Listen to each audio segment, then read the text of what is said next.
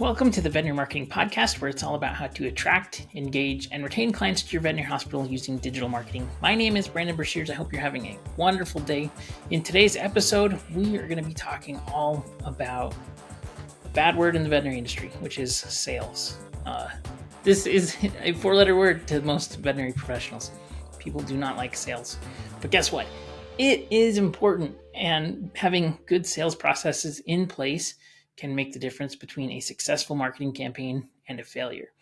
And the purpose of me making this episode, hopefully, I'm actually selfishly making this for my clients. Because I can do all the marketing in the world. I can generate traffic for my clients and get them basically showing up to their site.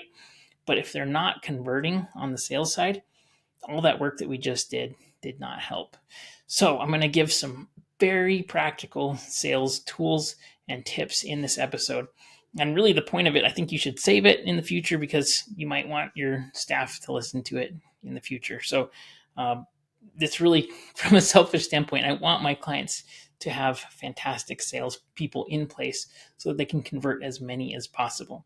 Obviously, there's going to be nuance to all of this.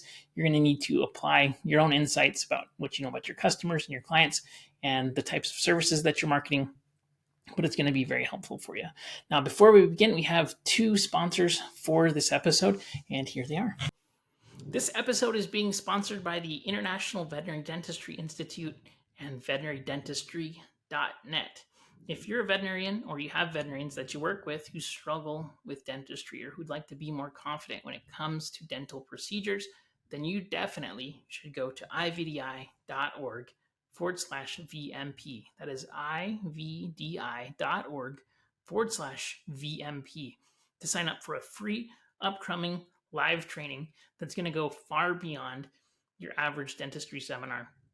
This is the gateway to the Veterinary Dental Practitioner Program, an intensive masterclass program that is a comprehensive initiative designed to enrich veterinary associate skills while empowering practice managers, practice owners to take their practice to new heights.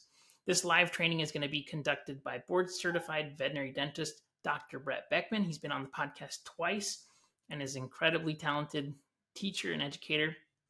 He's going to dive deep into actual cases. He's going to dissect all the vital components of effective dentistry case management. And this is going to give you some really direct insight and a clear blueprint to improve your prowess in veterinary dentistry. So if you're ready to elevate your practice and your professional skills, simply go to ivdi.org/VMP. This is going to be the golden opportunity that helps you to make a significant impact in your practice. It's going to help to give your patients and your clients better care. And it's also going to improve the personal professional development that you have in your career.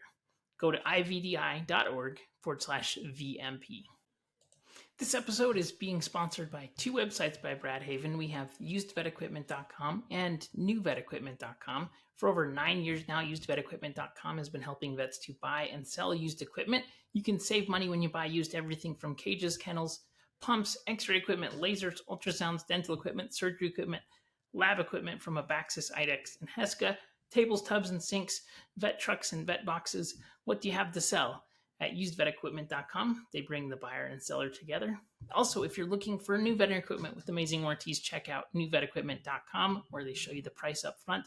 They have digital x-ray equipment, dental x-ray equipment, ultrasound equipment, LED surgery lighting, surgery tables, autoclaves. When you go to newvetequipment.com, you'll clearly see the price on every single item for sale, and you'll also know what the warranty is so that you can buy without regret.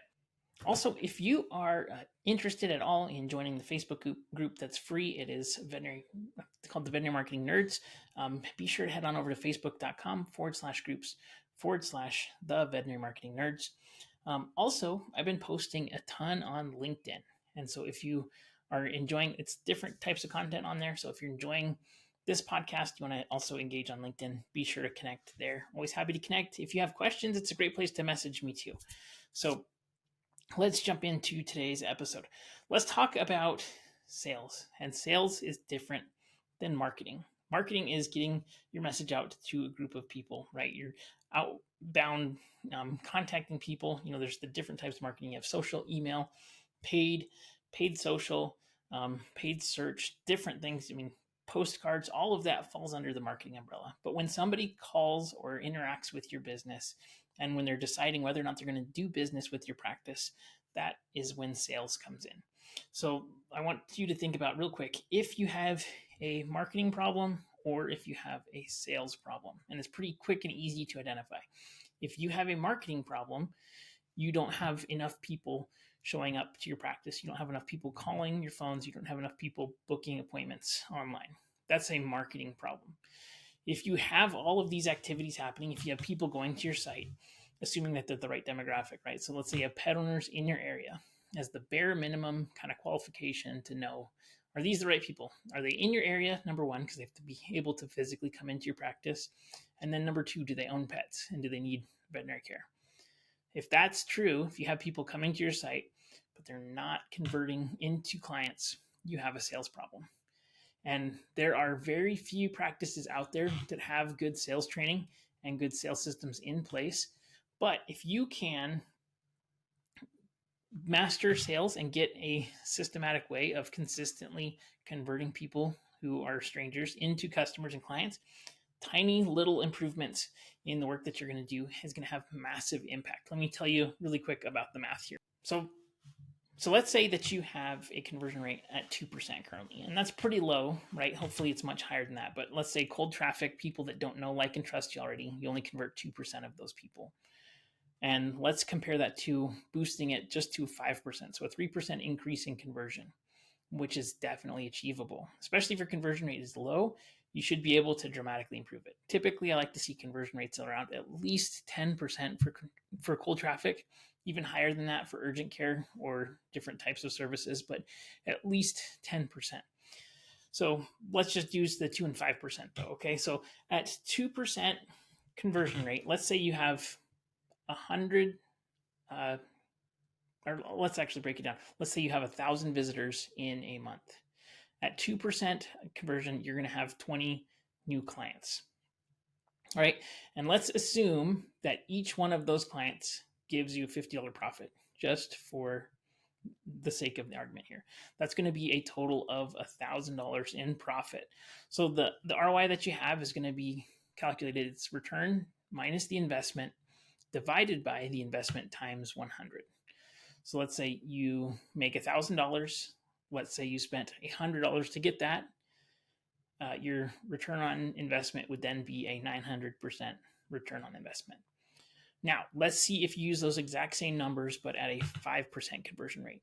So you have the same 1,000 visitors, but now instead of 20 sales or 20 customers, you have 50 customers now. Using the same profit per sale, you'd make $2,500. So your ROI now becomes 2,400% return on investment. So a small, tiny increase from 2% to 5% yields a 166% increase in return on investment. So it makes sense to focus on these tiny little things. Now, I know that sales is technically like a bad word in the veterinary industry, and I don't want to deter people from sales because they have bad connotation with it. So I think that number one, sales, we need to reframe this. Sales is helping people. If you are not helping the potential customers that you have coming into your practice to get the care that they need and the care that their pets deserve, you're not helping them. So until you convert them, you're not able to help them. And so I've heard clients before where we've recorded phone calls and things, and they don't even ask them if they want to set an appointment. They don't, they'll bring their bias into it too a lot of times, where they'll say, you know what, we're more expensive, you should go to the practice down the road. They don't know the quality of care that they're going to be receiving at the other location. They don't know the situation for their pet. So if you're trying to get the best outcome, the things that you can control are, number one, are they going to come to us? And if they come to us, we can control the situation. We can provide the best care. We can get things right for them. And if you don't believe that, you need to improve your service so that you can believe it. If, like, for example, I'll tell you, if somebody is running ads with another agency, I feel like the things that I can control in helping practices improve their marketing, if you're working with somebody else, I feel like you should be working with me, because I have the belief that I'm going to do a better job. I'm going to give you better results. I'm going to give you more care and all of those things, right? And so if you don't believe that, you should get your service to that level so that you are feeling like you're actually helping. So selling is helping. We're going to help more clients. And that's the goal, right? We're going to help more clients. We're also going to be able to help the practice. We're going to be able to help the pets. So everybody wins in the situation. If you're ever doing a sales process or sales system where it's not win-win-win, you need to reevaluate the products that you're selling. You need to improve your service, right? So this is assuming that you have a high level of belief in your products and services. So the goal of the people that are speaking on the phones should be to help the clients get the best outcome. We're not trying to manipulate. We're not trying to coerce or convince. We're just trying to help them come to the right conclusion based on their situation. If you let the client drive the conversation, though, this isn't going to happen because clients don't know what they don't know, right? Like I've never worked in a practice and I don't have a clinical background. So if I was to call somebody and say, hey, I've got a question about this product. If I'm just asking questions and just getting them answered, I don't know what I should be asking. I don't know why I should be asking different questions. So veterinarians and veterinary professionals are very big on educating clients. And guess what? When you're on the phone, this is a time when you absolutely can educate clients and help them to understand why it is that they need to know what you know that they need to know. So help people get from the not knowing what they don't know to being aware of a problem to understanding that there is a solution to this problem and then coming to the right conclusion based on their situation. So it is, number one, in the best interest of your practice to use sales techniques that are going to help you to convert more clients. It is in the best interest of the clients, and it is in the best interest of their pets. So I'm sure there's been times where people have not gotten the care that they need because they were not getting good service on the phone or on the internet. And you can apply the same type of phone type scripts to your online funnels, because I think a lot of times people will just kind of forget that the online funnel conversion process where people are self-booking is basically the same as on the phone. It's just a different medium. And so communicating via medium is really, really important. So understanding that, number one, we're going to be using sales techniques in a way that is going to be helpful. It's going to produce better outcomes. It's going to produce better relationships. It's going to get us everybody what they want. And so we're just helping. We're not selling, we're helping. We're not being manipulative, and we're not convincing. I think with phone calls, number one, you have to set expectations. And this is going to help the entire process throughout, from beginning to end. So number one, you have to make sure that your staff has the same level of training when it comes to answering the phones as they would if they were doing procedures. So number one, if they don't know something, it's okay to say, no, I'm not sure about that. Let me get back to you. Let me do more research. If you had somebody that was in practice doing a procedure, let's say they're doing dental extractions, they've never done it before, and they don't know what they're doing, would you rather them just try and figure it out, or would you rather them go and get help, right? You'd probably rather them go get help. So make sure that, number one, expectations are set properly for both your staff and then also for the customers, because you have to be able to tell your clients exactly how the process is going to work. It needs to mirror the service that you provide in your practice. Everybody has to understand how all of the parts work in practice and help them to really understand what they need to expect when they come into the practice too. So if you want to come across as a practice that provides lots of great service, that spends more time with each client, having a phone conversation that is just brief and short, and you're not giving stories, you're not giving context, that doesn't match and align with the brand that you're trying to show up as. And so you need to make sure that based on what your practice values, the standard of care that your practice is providing, things like that, you have to make all of these different pieces align, because if they don't align, it's just like when you have a landing page that doesn't match the ad, or it doesn't match the brand colors, or the messaging is wrong or different. Same exact thing with phones. So number one, give people scripts and come up with a script that your CSRs will have every single time. I think the very first thing that you need to do is don't use phone trees if possible. Phone trees, I think, are the killers of conversion when it comes to any kind of phone calls. So if you pick up the phone and you want personalized care, you're offering a high value, high level of care, and you call and you get a phone tree that sounds like you're calling the bank, that is the wrong impression to have as the first impression. So think about each step of the funnel, think about your brand and how you're trying to represent your brand, because this needs to be consistent with that funnel. So number one, if you have a phone tree with a menu, I would say please don't have it. Unless you're trying to be a corporate big time company, there's no reason for that. And even then, if you're trying to be a huge company that has multiple locations and stuff, people don't like the feeling that they get when they call this, especially in an urgent care situation when they want help. It doesn't help. It doesn't make them feel like they are being taken care of. So that's number one. Number two is don't let it ring more than 3 times. That is a rule that you must live and die by. If the phone is ringing, somebody has to pick it up by the 3rd ring. I can't tell you how many times I've listened to calls that we've got qualified people searching for different search terms that get on the phone and they wait and they're put on hold for a minute or more. If somebody doesn't know, like, and trust you already, they call and the first experience they have is immediately put on hold, like, you don't matter, I don't care, they're not going to convert. And this is going to kill your sales. So it needs to be answered with 3 rings. Absolutely. That's the law. And by the way, with all of this that I'm telling you, I used to work in call center and would do phone sales. I did this for 4 years. I made thousands and thousands of sales calls, both outbound and inbound. And so this is stuff that I've actually done and applied and learned and trained other people on. And so I was selling mortgages at the time, which I think is far more difficult to sell than selling veterinary services to people who are calling you, who want your services and are actively trying to find a solution for their problem. So that's, I think, very, very important. Now, getting back to the script, it is important to give people a framework for how to answer the phones. They need to know exactly what to say, and they need to have it rehearsed many times so that it doesn't sound like they're reading. And once people get the general framework, they can add their own personality into it, but it needs to be reviewed and managed on a regular basis. So typically, as an example, I would say you should say, ABC Animal Hospital, how can I help you? Something that's general that they say every single time.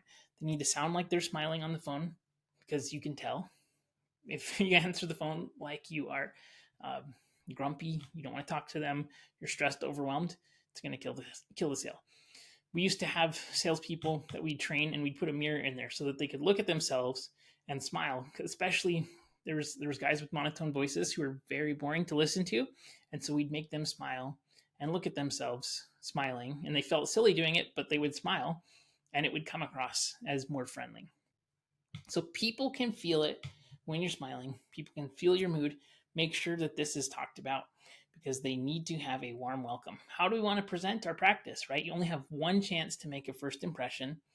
And so it is incredibly important. I can't state how much it is. Every single touch point that you have with this new client is setting expectations for how it's going to go down the road. And especially if you want to be charging premium prices for your services, which is something that everybody wants to do. You don't want to be a low cost practice, right? You want to be charging more. How do you justify that?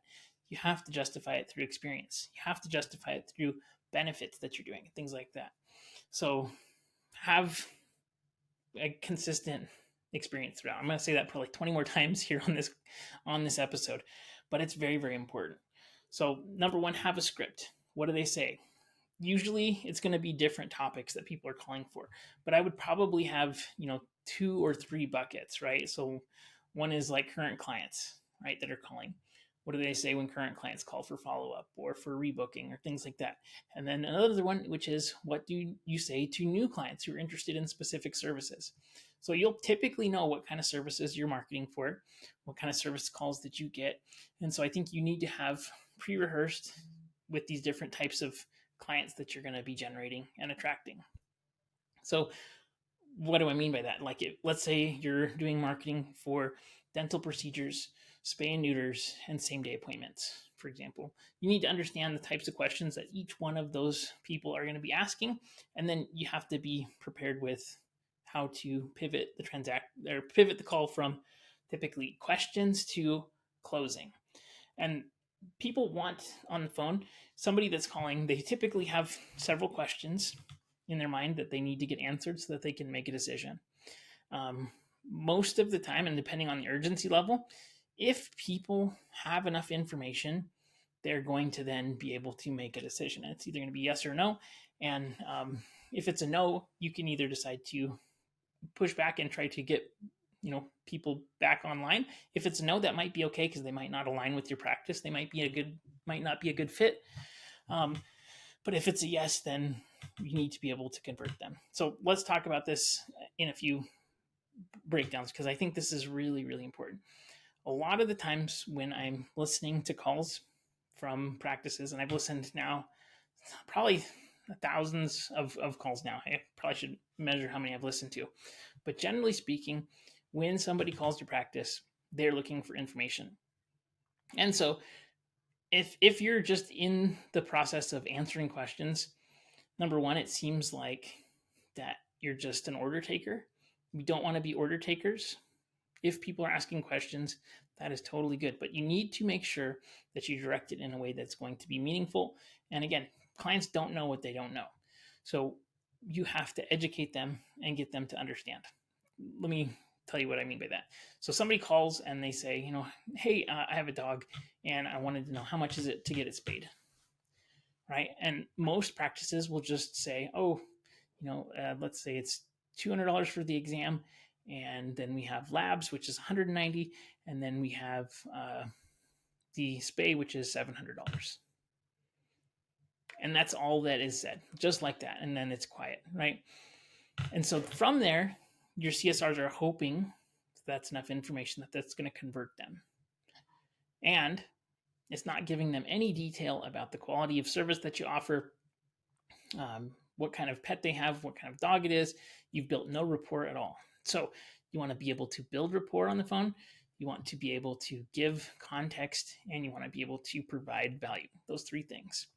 So let's say somebody called. The way that I would address this is absolutely, we'd be happy to help you with that. We do spays all the time. What kind of a dog do you have, by the way? So immediately getting information, right? Making small talk. What wonderful. How old is your dog? How long have you had them for? Right? And let's say they say, I have a Great Pyrenees and she's 3. I love Great Pyrenees. They're so fun, right? Something that is good, that builds rapport, that makes people feel warm and welcoming. I know this is kind of awkward sometimes, and sometimes it's kind of hard, especially when people just want the info. We'll talk about objections and things like that. But it's 80% of people love talking about their pets. They love building rapport. And because the veterinarian that you choose for your pet is very personal, you want to be able to talk to them. And so if you have this rapport with them, it's going to be much better along the entire process. So it's really helpful. So make sure that you give people tools to make small talk and things, and help them practice it, because it is a skill. And especially a lot of people are introverted, and like you have to become an extrovert a little bit to do this. Not become one, but just practice being one. And so having an interest in people makes them feel good, and also helps to get more information that's going to be relevant, right? So there's going to be times when people say things like, why do you need to know that? Or how about you just tell me the price? I just want to know the price. I'm looking for price. And so maybe that person isn't a good fit, which is totally okay. But maybe they are a good fit and they just have a defensive wall up in place. And so generally you can disarm people with walls that are just looking for info, with some pretty good little scripts that you have in place. And I call them just pivoting questions. So when somebody calls, the power dynamic is that they're going to ask the questions and they're going to direct the call because they are wanting to be in charge of the situation. But that puts you in the place of order taker. And you don't want to be the order taker, because unless you're a commoditized product, you want to be able to communicate the value that you have. So these pivotal questions that you are trying to use are going to be things like, yeah, I totally get where you're coming from. So acknowledge what they say and understand, and say, I wish it was as simple as saying, it is this price and every time it is exactly the same. But the truth is that every dog is different, because, there's different considerations with breeds and weights and things like that. And so in order to give you information that's going to be relevant and not waste your time, we need to just gather a little bit of information so that we can then give you a quote that'll be more realistic. And so taking the conversation, acknowledging where they are, agreeing with them, that disarms them, and then giving justification for why we need to go in the direction that I want it to go. It helps you to establish credibility and then also take control of the conversation. And so having phrases like this and coming up with some, you can brainstorm them, but the general kind of framework is, number one, agree.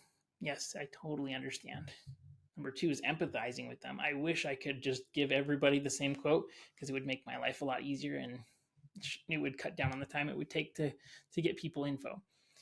But in order to give you information that's going to be valuable and not waste your time, we need to gather and use the gather instead of we need to take or get. We're gathering a little bit of information so that we can give you exactly what you're looking for. And then finishing off these sentences with, does that make sense? And then allowing people to respond. When you frame things in terms of, does that make sense? Or is that clear? Or do you understand that? And not in a, I'd say, condescending way at all, right? So always, I like to use the, does that make sense? Because it's not condescending. But getting people to say, yeah, that totally makes sense. That agreement. Robert Cialdini, who wrote a book called Influence, talks about different sales tactics, and one of them is getting people to say yes a bunch of times throughout. So the more you can get somebody to say yes, typically the more likely you're going to be able to convert them. So building an understanding with people and helping them to get the information that they need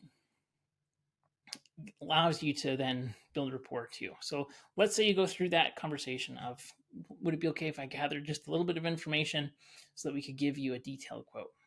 If they say, sure, sounds good, then you have permission to begin a more detailed conversation with them.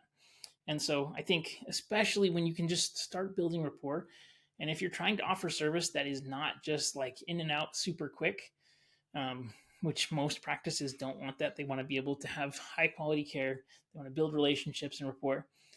Asking questions, helping people to understand what's different about your practice. You could say, so just to let you know, here's kind of what goes into these procedures. A lot of people don't know exactly what goes into them. So number one, we have this intake procedure. Number two, we have this type of safety and monitoring equipment. We have all of our procedures with a technician present at all times along with the doctor. We have specialized training that we'd use. And then the recovery rooms are, all these cool features and benefits. You're giving so much more context that people just don't have or don't know because they've never worked in a practice. And in fact, in most procedures, they just drop their pet off and they don't see how the sausage is made, so to speak. They don't know what's going on behind the scenes. And so giving people context and education over the phone in the sales situation is going to help you to have much higher conversion. Now, a few things that you can do from a practical standpoint is, again, number one, it's incredibly important that you have scripts set up. So figure out the types of buckets and calls that you I like to put people in buckets. That's how Google puts what are called in-market segments. So these different in-market segments that you have of current clients, former clients, and then potential clients maybe, right? How are you going to engage and convert these people based on the questions that they typically ask? And also there's typically people will have the same types of questions over and over again. So if you train these people in your CSRs on the most common types of questions that they have and how to take it from being an order taker to leading the conversation to the next step, it's going to be much more effective for you. So be sure to script this out and make something that works for you. Number two is really important, in my opinion, to have call tracking in place. And CallRail is a great tool. If you want to go to veterinarymarketingpodcast.com/CallRail, you can actually get $100 off CallRail. It's very affordable. There's so many cool tools. And if you need help with that, please reach out because I think every practice should be using it. Fantastic tool. It records and transcribes all the calls. It has AI listening that'll send conversions to the different platforms. It does conversion tracking. It does source tracking. Fantastic. Can't recommend it enough. And then also you can use it for training. It helps you to understand where you're lacking, what opportunities there are, and how to improve them. So with all of that, the last thing that I think is incredibly important, that every single time you have a conversation with a potential client, is you ask for the sale, which is going to be asking for the conversion. And having questions that are very softball, where you're not hard selling people, you're not manipulating people, it's just very, very simple. So after you ask more questions with somebody and they get all the info, I would probably do an assumed close for most of the phone calls that you're doing. So let's say the conversation is going great. You've built rapport, you've explained your process and your price, and you've gotten info on their pet. The next question, in my opinion, would be, so what day works best for you? And then we have, Tuesday at this time or on this date. So giving people 2 or 3 options and assuming the close. So what day works best for you? That is a very soft close call. Call closing. And I think it's very, very effective. And it doesn't feel pushy. It's easy to ask and it helps them. If you just answer their questions, 80% of the time, seriously, 80% of the time, people will not book an appointment. They'll say, oh, okay, you know what? I'll call back. Thanks. Or, okay, thanks. And that's typically it. And so if you don't ask for them to schedule an appointment, 80% of the time, they won't do it. So have a very softball close. That's, so what day would you like to come? Here's the times that we have available. If you have something that is more urgent, that they need to come in same day, obviously you don't have to go through the whole sales pitch, but having a question like, would you like to set up an appointment right now? When were you hoping to get in? When were you hoping to have this done? Those types of questions are super helpful. If you're going to go with questions like, well, when were you hoping to have your pet spayed or neutered? I would put that earlier in the conversation just to get context again, for gathering information that's going to be useful to help close this person into a new client. So just as kind of like a recap here, I think number 1, we need to make sure that we're framing sales in a way that is helpful. Number 2, we need to give the people at the front desk the tools to take control of the conversations so that they're not just order takers.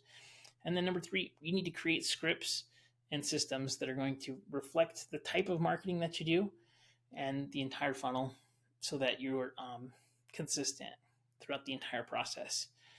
Number 4, I think you need to provide recording so that you can record your customer service people and do training on the different types of problems that you see, and totally make the expectation with your salespeople and your CSRs that it is going to be a learning process and you don't expect them to be perfect, but having these frameworks in place is going to dramatically help, because the tiny increases that you make when it comes to improving conversion rate is going to dramatically improve the profitability of the campaigns, marketing, and your practice in general.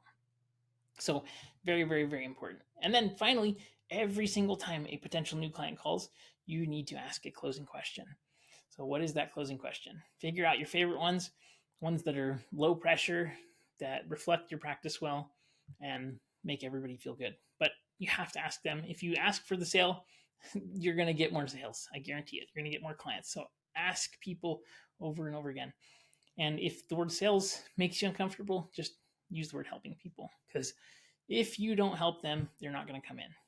So be sure that you consider that when you're thinking about this. Again, make it a win-win-win for everybody, and don't kind of overcomplicate it. It doesn't have to be difficult. These people that are calling you, they need and they want your services. And so you're going to be able to provide them with great care. So if you don't believe that, you need to improve your service. So I hope this was helpful. If you have any questions, comments, you need help with anything, please don't hesitate to reach out. I genuinely hope that you develop some really cool scripts. If you develop a script that you really like, that works really well, send it over. I always love looking at these things. And if you need any help with CallRail, again, veterinarymarketingpodcast.com/CallRail is $100 off, and can't suggest it enough. Have a great day, everybody. Talk to you on the next episode.